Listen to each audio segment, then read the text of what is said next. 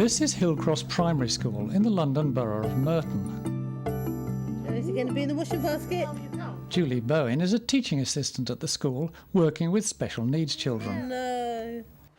Because he's learning just basic. Here she's learning about some special needs software from fellow teaching assistant Jenna Ranjan, with Deputy Head Julian Greenfield sitting in on the session. So they select one of They those. select whatever they think is suitable. He's also the CPD coordinator at the school. One of the most important things about any school is it's a learning environment for everybody. So it's not just the children, but obviously all the stakeholders. But under my remit very much as CPD coordinator, the important part of that is obviously the staff. And as we all know, one of the best ways of learning anything or consolidating the learning is actually to teach it to someone else. Click on that, I agreed. This is how it works for numeracy. Right. So from Julie's point of view, Yeah. if she's trying to put something together for, say, Georgia and Imi, Yeah. she can actually access the same folder that you've just shown us. I created for my own use. She can create her own folder. They just have to look for the beginning sound. Learning from each other is the basis of much of the CPD at Hillcross. Georgia, can you help See, with me? it comes there. See? Oh, Good Georgia. girl, well done. Girl, well done. Now you have to. I have heard about it, and I know that we've sent a couple of our teachers on the course to do Clicker 5, but it's really good to see it in action and actually see how straightforward it is, because sometimes we hear about computer courses and resources, and it takes quite a lot of training, but this certainly seems to be something that we'd be able to use. And obviously the most important thing is that the kids are getting something out of it. And I think it's fairly evident they're doing that now. Hey, good girl. Well done. It's very easy to use. I think it's easy to set up the programs. I think it's good fun, good learning fun. With CPD at the moment, what we're trying to do is develop a more strategic plan so that we're scheduling different courses, different learning experiences for the teachers in. But this is something that we want to make available to a number of the teaching assistants. What colours can you see in me? Yellow. Yellow, good And girl. green. And green. Georgia. And blue. Blue, good And girl. red. Red. And What one? pink. Oh, it's nearly pink, sweetheart. It's Orange. good girl. I'm the teacher and Natalie's the nursery nurse, and we tend to teach a lot together. Today we're going to be talking about feelings, okay? And I want you to just have a good look at this picture here. The development of support staff is an important feature of CPD at Hillcross. Can you see that? Can you see that? Yeah. Why do you think one of them is feeling very sad and one of them is feeling very happy? Teacher Amy Hattersley and nursery nurse Natalie Vernier are working together with their reception class. It's not very fair. Okay, what about then? This picture, have a good look. How do you think they're feeling now? The first few weeks I came in and I observed and watched and I got to know the children, and after a while they encouraged me to participate in inputs and everything like that. Give me that toy. No, I'm Yes. When Natalie first joined us, we did a lot of training up in that. Natalie did sit and watch. She observed a lot of our lessons. We talked through why we did things, what our rules were within the classroom, how we reward, how we treat behaviour problems, so on and so forth. Then Natalie gradually took on a bit more responsibility. I learn a lot from what I'm doing rather than just watching, so it helps me. Okay, what about now then? The team are really positive and they give me a lot of confidence. Please may I play with your teddy? You can have it when I finish with it. Okay, thank you. How do you think we're feeling now? Happy. Happy. Why are we happy this time when we weren't happy before? What was different about this time? Georgie? Because Natalie asked nicely. She did ask nicely. And then I think the teachers give us the academics and we learn a lot from them, and nursery nurses have got a lot more of the holistic child from birth to obviously as they grow up, so we can give some back to them as well. you had a sad look on your face too, so I like that fact. Well done. I couldn't have done that on my own, and Natalie couldn't have done it on her own, so we did the two of us together. Means that we had a much better teaching practices for the children, and we can give them a much more all-round style of learning because we can use the visual, audio and the kinesthetic. I really like that. Thank you, Alex. Should we go play? The important message there is that, you know, the main teachers, be they a lead teacher or a less experienced teacher, they can learn from one another, and obviously most importantly so do the children as well.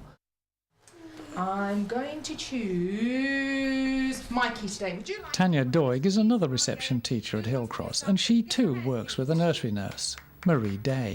You take the tree. I think just from observing the teachers and working with the teachers, you learn from each other. Have a look at our picture, Mikey. What is it? A dog. Are you sure it's a dog? Very sure? Right. I think it's a reciprocal process. The teachers learn just as much from us as we learn from them. So this morning we are going to play a game similar. Officially I'm a nursery nurse and I help support the teachers in the classroom. I think here the boundaries between being a teacher and a nursery nurse are very blurred, but in other schools the boundaries are quite defined in that the teacher will take total responsibility for the class, but here we all take responsibility for the teaching. I think it's important that we take on board that they have expertise that we haven't got, and we need to learn from one another and respect one another and give each other as much responsibility as we can, because I think with more responsibility people start doing more. Many CPD sessions at Hillcross take the form of informal discussions between colleagues. Reception teacher Tanya, who is also the school's literacy coordinator, is meeting Year 2 teacher Kay Davis. How the children achieve during the sets, where our strengths are, where our possible weaknesses are. They're discussing the implications of the latest Key Stage 1 SATs results. I mean, we talked about that phonic thing as well, isn't it? I mean, because of the reading is such an important impact from the reception. The phonic scheme is got to be... The PIPs. Yeah, but that is something that's been changed as well, hasn't it? So you'll probably see the impact now in the next year, because we only started PIPs in reception last year. Okay. So that's it's going to make a big current year 1, difference. and it's going to be next year's year 2. So the PIPs is going to have a big impact. Good. That sounds good. So it's our level 1 and working towards it. We need to just work on. I mean, 2C and level 1 is our really focus point. Our target group is this too. So we're obviously extending children or not. Yes. We just need to work with this group here. So I mean, we know the target group. So next year, when they go up to year 3, then we know which group we know we have to be targeting those children. That children, yeah. Basically, what we need to target is sentence structure. Yeah. And I think that has to go through from reception year 1 and year 2. It has to be. I think we have to make that our focus: sentence structure and punctuation. Yeah, absolutely. Do you agree? Yeah, do you think from nursery reception up?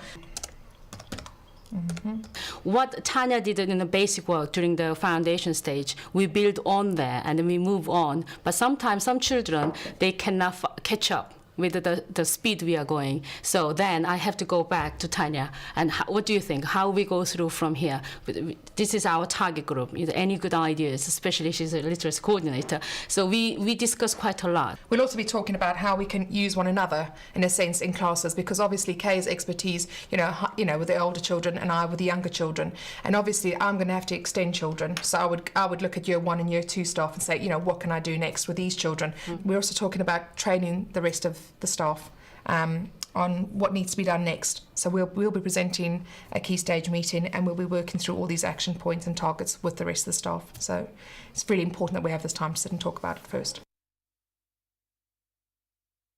How did you find the monitoring we did on Monday, where we went around and had a look? How did you find that? I found it quite a useful experience. We gave a good general overview of what was happening.